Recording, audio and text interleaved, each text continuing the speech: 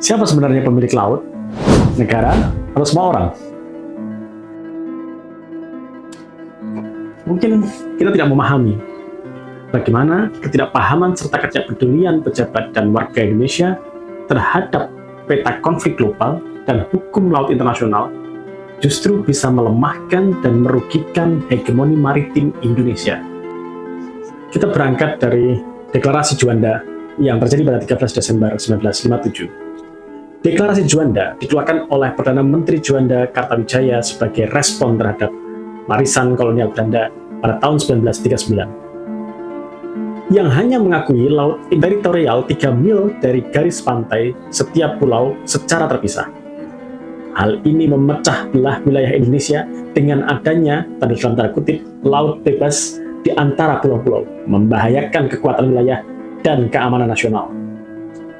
Tujuan utama Deklarasi Juanda yang pertama, yakni membentuk wilayah NKRI yang utuh dan bulat sebagai negara kepulauan.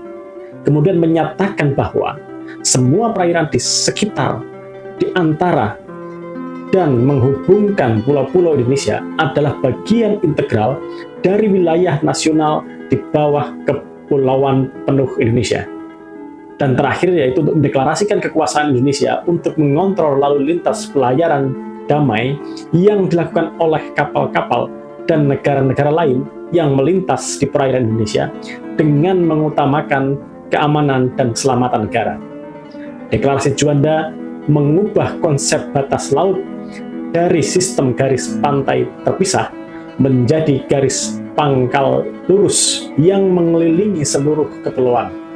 Sehingga wilayah laut Indonesia melonjak drastis dari sekitar 3,1 juta kilometer persegi menjadi lebih luas.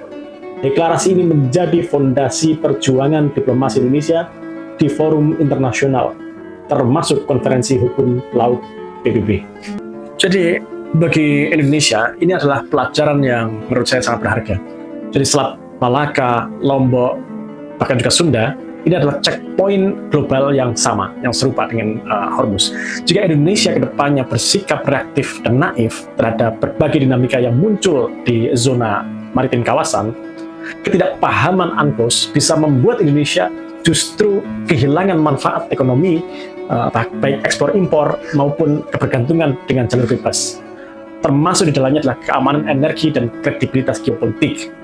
Tapi ini ya, sebaliknya, pemahaman mendalam terhadap aturan-aturan ini justru meningkatkan atau memungkinkan Indonesia memimpin kerjasama maritim seperti kooperatif mekanisme di Malaka dan memanfaatkan posisinya sebagai poros maritim dunia tanpa resiko Indonesia diisolasi atau bahkan dikucilkan.